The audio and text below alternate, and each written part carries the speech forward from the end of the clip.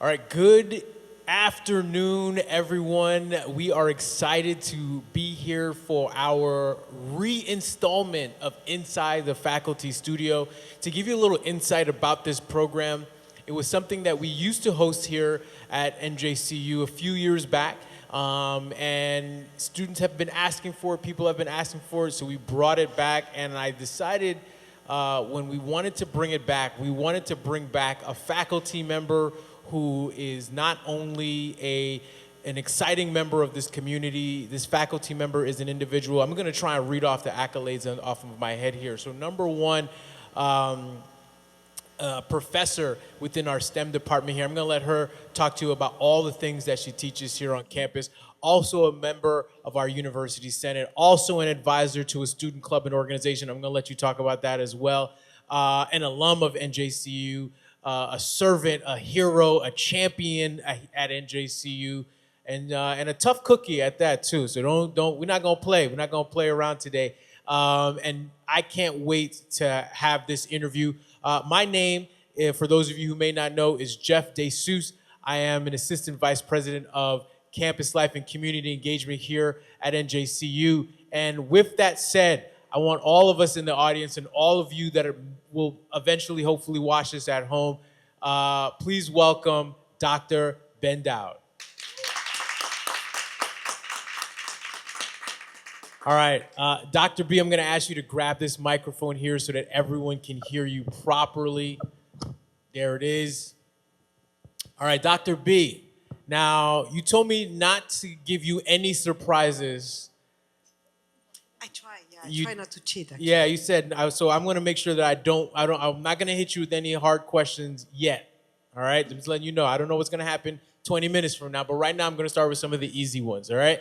So Dr. B, tell us a little bit about the work that you do here at NJCU, because you wear many hats, many hijabs. Oh, yeah. Different colors every Different day. colors, you know what I'm saying? So I wanted to let you know, can you let the audience know, let the people know about some of the things that you do here at NJCU? What do you teach, all your activities?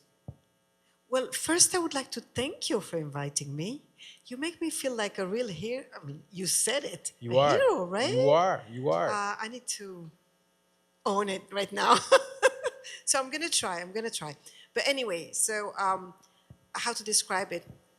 You already gave a little blurb on saying, of course, my first and primary focus is being an educator, right, a teacher. And it's in the STEM department, it's in the biology, more specifically, department, but I do teach so many different classes, different biology courses, from immunology, genetics, microbiology mainly, and cell biology, principle of biomore. Anything you ask me, I can teach, and that's because I've always been excited about biology. And every time I'm offered to teach one class, I will take it and I will do it. It makes me learn and more. So it's not the only thing I do, as you described.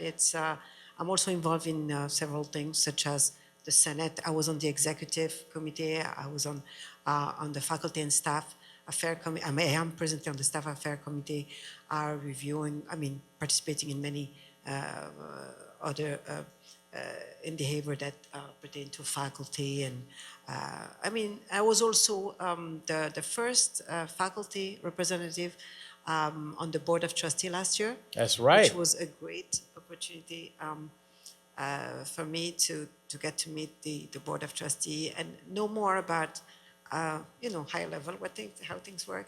But I still enjoy going back to student base. I've been a mentor, taking care of many students.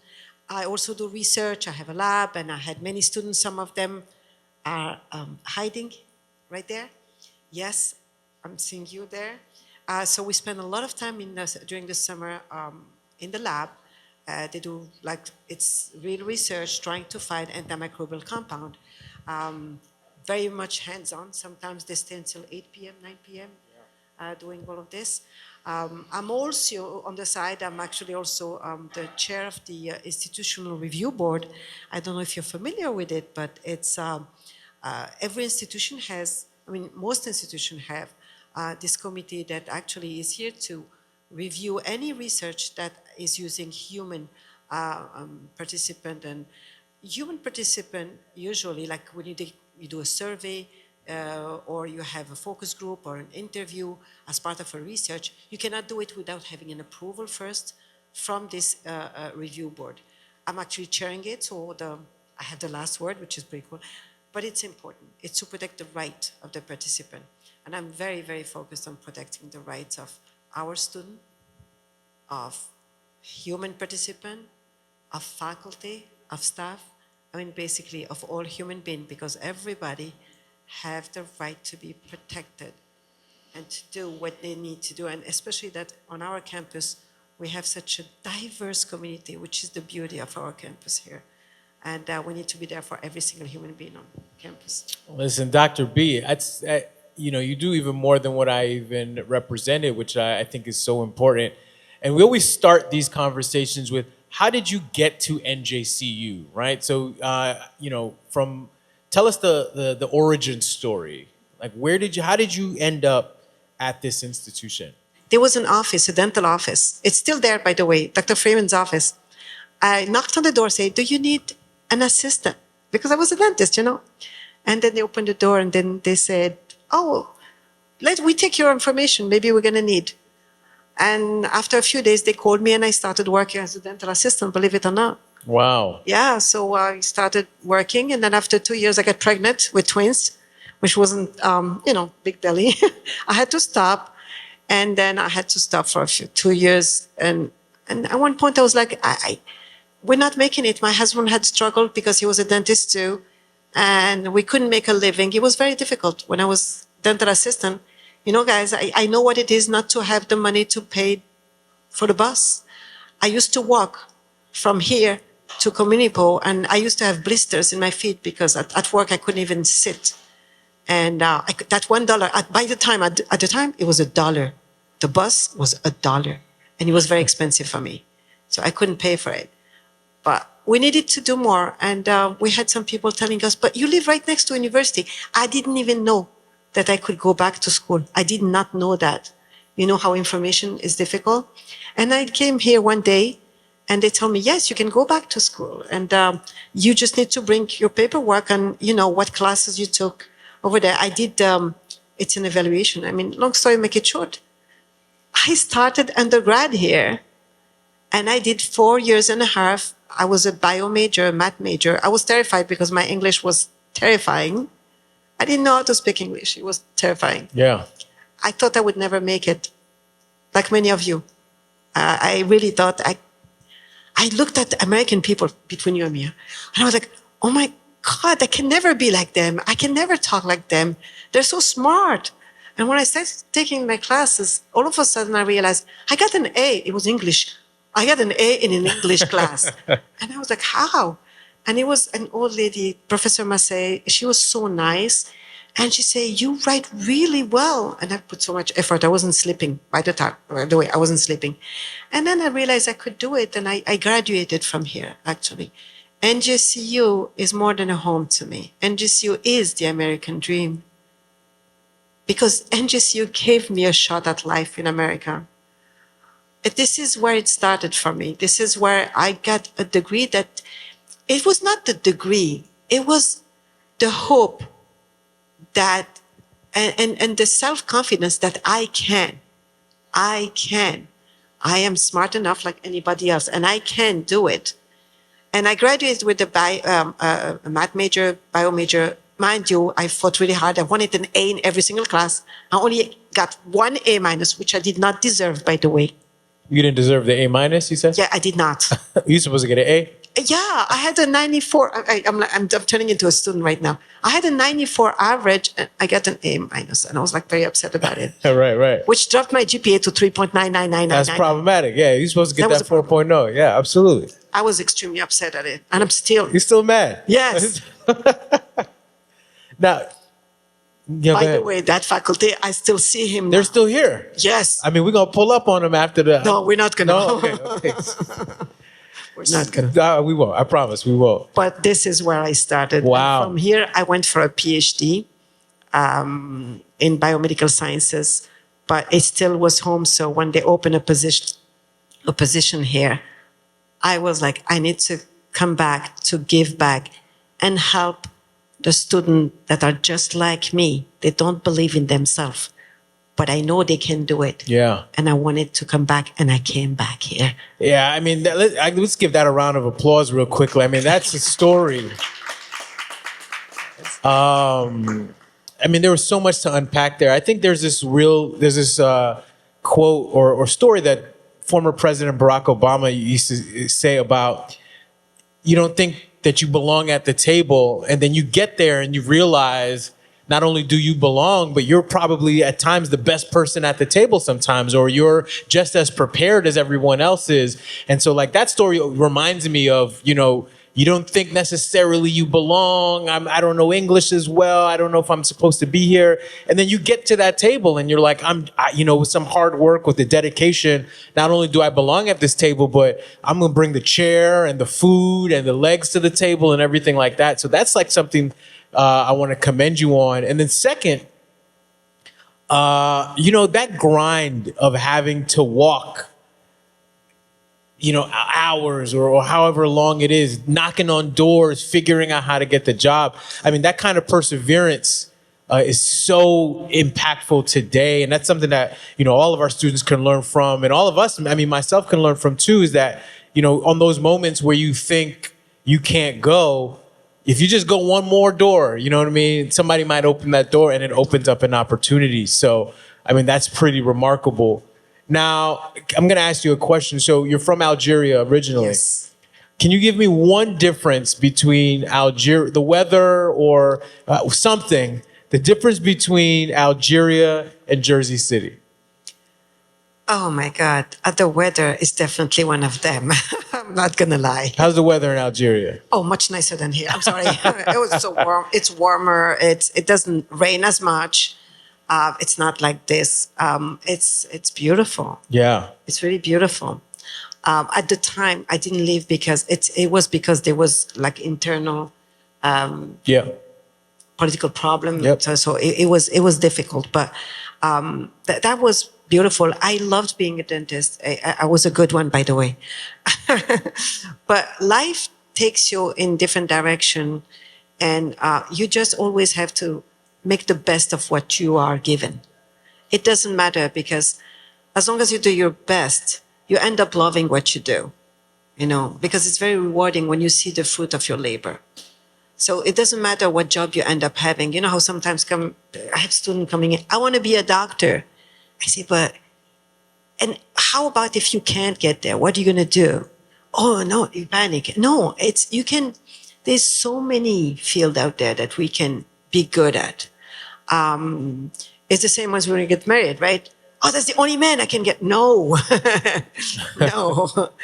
It's like so many fields, but if you put effort and if you just look at the potential you have and dig into that potential, you can always succeed in many, many different fields. So to me, the transition, it was not just the country that was different, because even the work I was doing there, I loved it. So coming here, I lost all of that. I lost my friend, my family. I was by myself. So what I didn't have here, it's all of that support. And the language too, that was tough. But I found something else. Yeah. Something that now I call home. And it makes a big difference. It doesn't matter the weather. But when you find your call, that's more important than anything else. I love that. Yeah. That's such a stability to have that, but also community too, like people that pour into you as you pour into them. They become family. Yeah. Now over the years, how long have you been teaching here now? Oh, very good question. Yeah. I actually started teaching 2011 as an adjunct. Wow. Okay. Yes. And it was fun because I came back one day. I was almost finished with my PhD. And I spoke to the chair. I loved all the professor for the biology department. And I'm like, if you ever need a teacher, because I started already teaching at HCC, Hudson County Community College. And they actually needed someone for that summer. And she said, why don't you take this? I'm like, yes, I'll take it. So I started adjunct. And then 3 years later, They needed a full-time temporary. I jumped in, helped them. And then in 2015 is when actually they opened the full-time position. So since 2011, I was actually teaching here. Wow. So 2011, and then around 2015 is when the full time position you said started. The opened tenure up. track position. Yeah. Got it. Got it. So now, throughout that time, you've had a lot of students. Oh, yeah. You've had a lot of students in your classes. You've advised and mentored a lot of students. Yeah. Can you talk to me about an experience that you've had with an NJCU student that was memorable? Something that you remember, an experience that you loved while working with a student here at NJCU? Oh, this is the most difficult question you ever. That's a tough one. There's a lot. This is the toughest because I have several. Yeah. Very memorable because they all become my children. Oh yeah, we know. We know. You hold them down. It's very difficult. Like I can give you so many, but I'll give you an example that I think it was a very inspiring one. And I'm sure you remember Jessica Bendaoud. Oh yeah. She was a Yeah, DACA student, Yeah. right? She was an amazing student. She had so much potential, and she was very active on campus. She started very early with me, and she did research with me. She was assistant with me. She took so many of my classes. We were together. We went to conferences. She presented her work at conferences. We worked very closely. She wanted to go to med school, and she was a DACA student, which is very, very difficult. It's already very difficult to get into a medical school. But she never gave up. She tried the first summer, and she came to me because, you have to take the MCAT and everything. She was very disappointed. It didn't work out. And I told her, don't go this year. Just wait a bit. She went. I said, but if you go, know that this is just to warm up. But guess what? She kept going. She did it the second year. Not only she got into med school, she got actually in med school with a full ride as a DACA student. Wow. Like she got a full ride in California. So it was like I still communicate with her. So to me, you're a DACA student. You think that you're never going to be able to achieve anything. This is the proof that you can. Yeah. And I have one more, and I need to give you this example because please. it's a different. These are amazing cases. Daniel in Tunis. I met him. You won't believe. I didn't meet him as freshman. I met him even before, like the summer before. We had the orientation day, and during orientation, I remember I was in that room, 121, 129. And actually, it was for the honors program, right? I came and I was telling all of them, I talk a lot. I jumped in and I said, listen, everyone, do not rely on only on advisor. You have to take your life in your hand. You have to come up with your path yourself.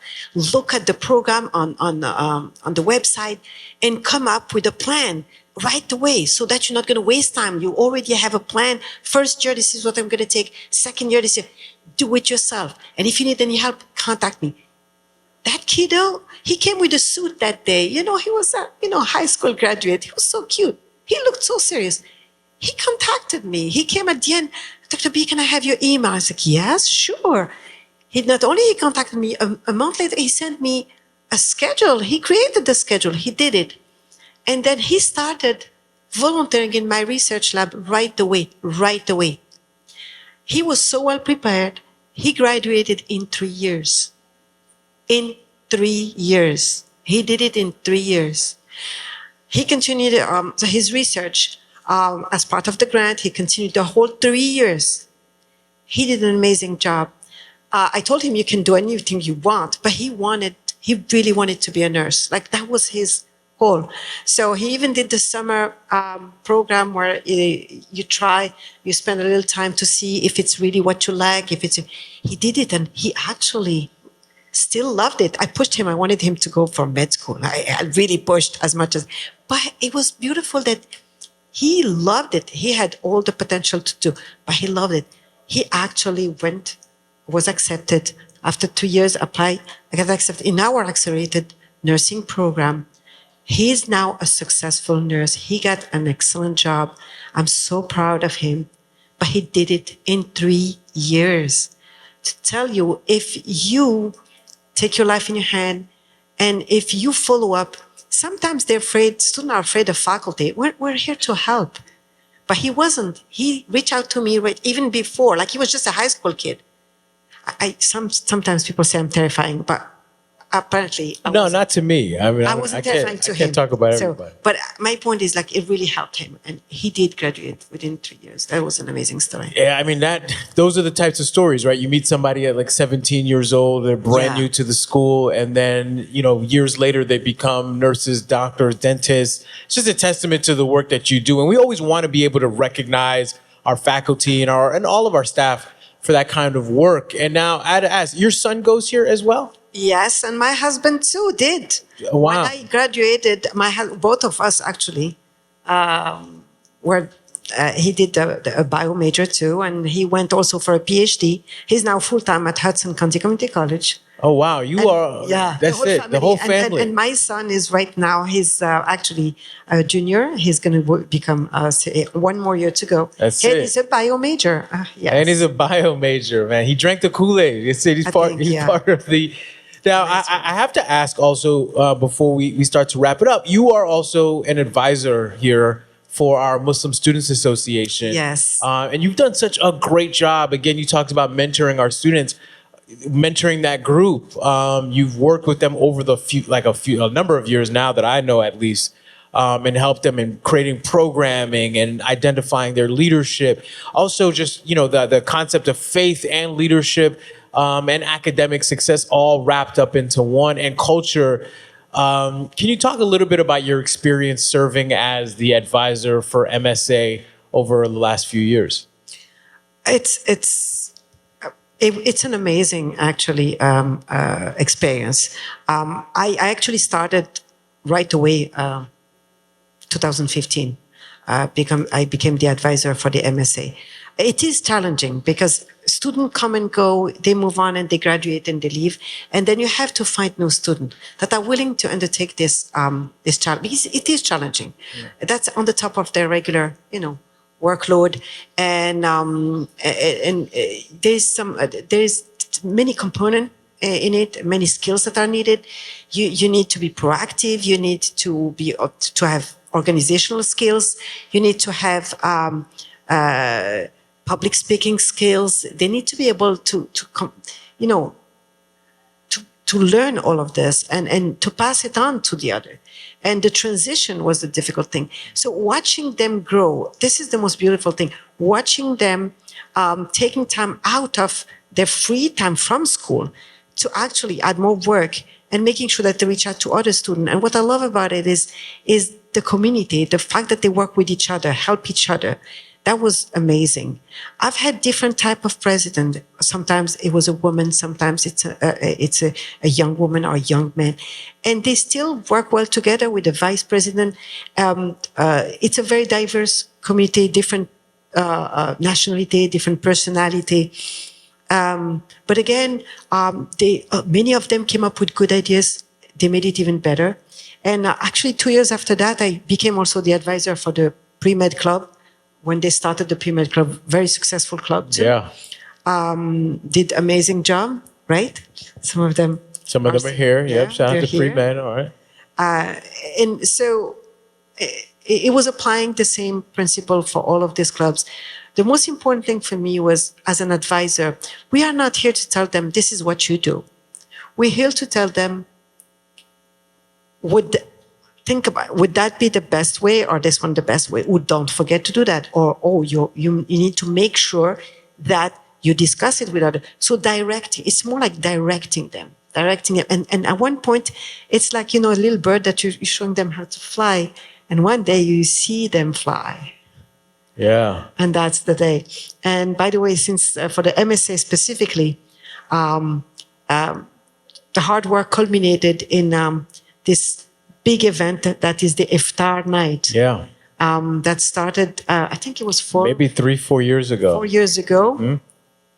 And that event gather almost 300 people in the multipurpose room where we break fast with other students. And the leadership of the MSA club, this is where we could feel it, because they were able to get not only other students from other faith, because it was not, at that point, it was to break bread together, but it was also faculty, staff, and administrator. It was just like seeing them come, breakfast, and everybody, sharing food together. It was amazing. And we have another one coming up actually Thursday. Don't forget, 6 p.m. Right? We have a nice Wednesday. Yeah. Wednesday. Yeah. Wednesday. Yeah. Sorry, Yeah. Wednesday. I was like, oh no. I thought we are. But this Wednesday, it's coming up. We had experiences where the students were able to create new relationship with other students who actually decided to fast with our student. Yeah, I mean, that's a really great program because of that too. So I think 2 or 3 years ago, it introduced Ramadan to some students who were not familiar. Yep. And moving forward, every year we see more and more non-Muslim students participate in the daily fasting, some students praying together. I mean, it's just a really great experience. And I think that program, to your point, brings together so many different voices. So it's not just folks who are practicing Islam, but it's just folks who are just part of the community at large. Exactly. It's such a great community program at large. And I love what MSA does. I mean, everything from, we've had some great presidents, some tough presidents, some hardworking presidents over the year, and e-boards in general. But they, with your guidance and leadership, they've done a really great job and just continuing to do some amazing work. I want to say that you have to be close to the student to see how much potential. Yeah. And everything that they have to offer.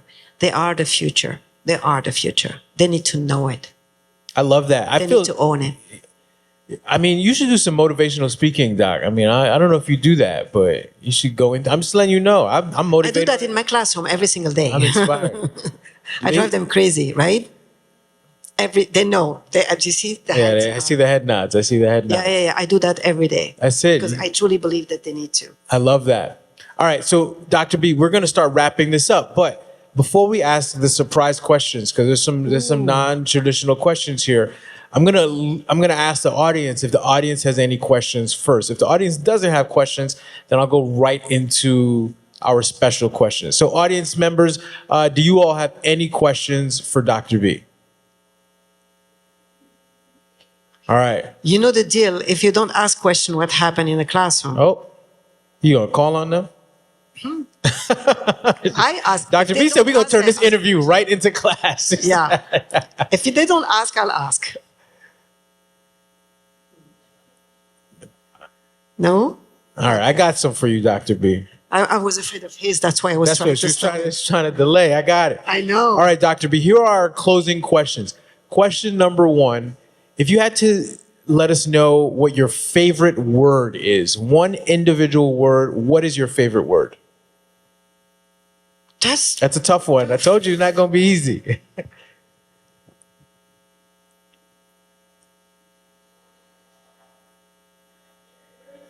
Oh. You got one? I got many. Which one would be the one that... the one that will come to my heart will be faith. Faith. Thank you. Because it encompasses everything. Okay. Yeah, absolutely. What is your least favorite word? Cheating. Cheating. It doesn't get you anywhere. It's true. Cheaters like it. Cheaters don't win. Don't believe. Yeah. Not just in the classroom, in life. Yeah. When you cheat yourself. Yeah. You need the skills. You need to work hard. Don't cheat. Don't cheat your way through. What is a sound that you love? Nature. Any sound of nature. Water. The leaves in the wind. I love that. What is a sound that you don't necessarily love? Loud music. I'm sorry. Don't come working in G-Sub. That's No, I know. Sometimes it's like, oh my God, I'm going to run it's away. loud music every day. What profession other than your own would you like to attempt? I mean, I've already done, dentistry, I've done it. I love art. I mean, when I did, for example, ceramic was beautiful. I, I, I attempt right now. That's a tough one. It's a tough one. Well, how about this? I'll give you a backup question to this if you don't want to answer that one necessarily. Go ahead. If you were not a dentist or a professor, what would you do? It would still has to be something that I work with other people, help other people. That's all I know what to do. So it could be anything. Okay. Now, if you had to, if the question in this one here is, if you had your cell phone Okay. and I asked you to call somebody right now, who is most likely your closest guarantee to picking up the phone? Like I said, listen, Dr. B, pick up your phone, call them right now. Who is guaranteed? Do you have any guarantees that you know they will pick up the phone?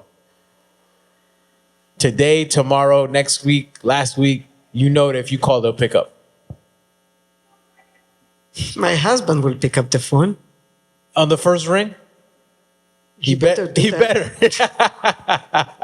Okay. And then last question, your favorite food. If you had to sit down and have your favorite meal prepared for you, what would be that meal? Oh, that's funny. Sushi? Sushi. Yeah. Ah, any type in particular? No, I mean, all of them. I love sushi. Oh, wow. I didn't know that about Yeah, you, yeah, Dr. yeah. B. And then last piece of information, if you had to give and impart advice to an NJCU student today, which is something I'm sure you do literally every single day. Every single day. What is one piece of advice that you would give to an NJCU student? Oh, never give up on yourself. Never, ever give up on yourself. No matter what the difficulty, no matter what happened, believe. Believe that, and you have it in you. You will succeed. You just need to keep going. Just keep going. That's all. You have to keep going. I love that. Dr. B, I can sit here and talk to you for hours, and I mean that sincerely. I'm not just saying that Thank on the you. microphone. You're a pillar of our NJCU community, and we always want to give people their flowers when they're here in front of us and not when we are not together. And so you deserve all the flowers that you get. We appreciate you. You're a person who really works hard. You're so passionate about the work that you do, especially for our students. I mean, if you couldn't tell through this interview, just stop by our office, stop by a conversation, have a conversation with you. It's just like it's a true honor to sit here, and you and we've never butt heads, but we've had like some really strong conversations. We did. But they're always beneficial at the end of the day. And that's something that, I never feel any negativity for you. The energy is always emanating positivity and grace and leadership. And I think for those people who don't know you and they get to see this video one day or are sitting in the audience, which are people who do know you, I think it's so important for them to hear your voice. And I just want to say thank you for taking that time. You're welcome. I want to say, when you brought this up, the discussion, this a very important thing to always remember. And this is something you've seen when we had our discussion. I always say, if there is a problem, never focus on the problem. Focus on trying to find a solution. Yep. Instead of stressing out about it, try to solve it. I agree. And we always did And that. we always do that. We always find a solution. We've run into a lot of hurdles. And then but the focus is always, okay, that's what we need to do. Not like, why did that happen? Why would that? Remember? Yeah. It's never the why. It's always because, What now? why do I need to know why? Yeah. It's past, right? But we need to figure out how to either come around it or like solve it. Dr. B, you know what? You're an NJCU legend. I don't care what anybody says. As an alum, as a faculty member, as an advisor, you've given so much to the institution, and this is just a small fraction of us giving it back to you. Thank you so much for taking the You're time very out welcome. of your day, and we appreciate you. Thank Let's you. give a round of applause for Dr. Thank you. Bendaoud, y'all. Thank you. Thank you for joining us for Inside the Faculty Studio. There'll be more episodes to come. And thanks again to Dr. B for being our first guest on the return visit. Have a Thank great you. rest of the day. Peace.